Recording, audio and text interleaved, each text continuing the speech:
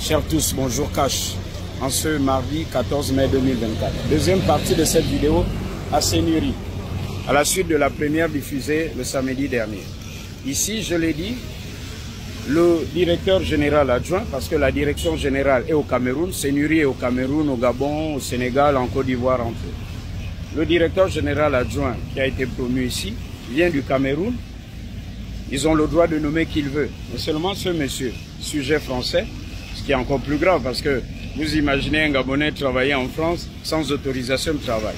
Il a les autorisations multiples entrées en République gabonaise.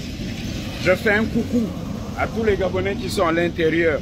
Loin de moi d'être xénophobe, à ceux-là je répondrai s'ils écoutent simplement Nougaro ou apprécient la profondeur de ces textes qui dit à propos de Louis Armstrong. Armstrong, je ne suis pas noir, je suis blanc de peau. Donc, loin de moi l'idée d'être un raciste. Donc, voyez-vous, aux Gabonais qui jouent au larbin ou au valet de service, je dirais, honte à vous, qui, lorsqu'il faut obtenir un visa pour la France avec qui on a des accords, la France avec qui on est, comme qui dirait, frères et sœurs, ou frères, même père, même mère, il faut vraiment, alors là, à la limite, galérer, là, aux trois quartiers, à côté de ce café, en plein air. Bonne chance à vous. Alors, les Gabonais qui sont ici, et depuis que j'ai diffusé cette vidéo, rien ne va plus à l'intérieur. Ils cherchent les coupables. Ils cherchent les cadavres dans les placards. Qui a informé Chamberlain, qui l'a appelé.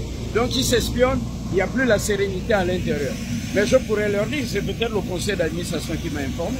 Comment voulez-vous que dans un petit pays comme le Gabon, où Omar Bongo disait que c'est un pays de verre, qu'on n'ait pas la bonne information?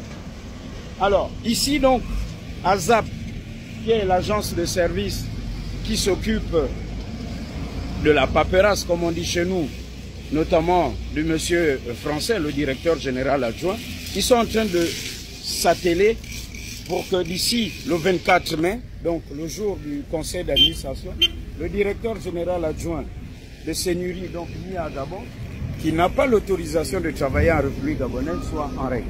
Alors, je fais cette vidéo, ce n'est pas un acharnement comme ils le pensent, mais ils peuvent penser ce qu'ils veulent penser, parce qu'il y aura toujours ceux qui détestent l'injustice. C'est pour dire que notre transition ne peut pas réussir avec des Gabonais qui sont des ennemis du Gabon, bien qu'étant Gabonais, comme on dit, de souche, 100%.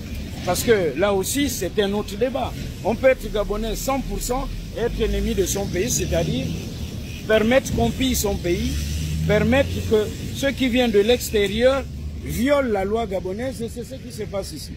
Donc, ceux qui ont parlé de néocolonialisme, mais il n'y a pas que le néocolonialisme chez le blanc, comme on dit trivialement. Il y a aussi chez le bon petit nègre qui pense que pour faire plaisir au bon petit blanc, ben, il faut jouer les larbins.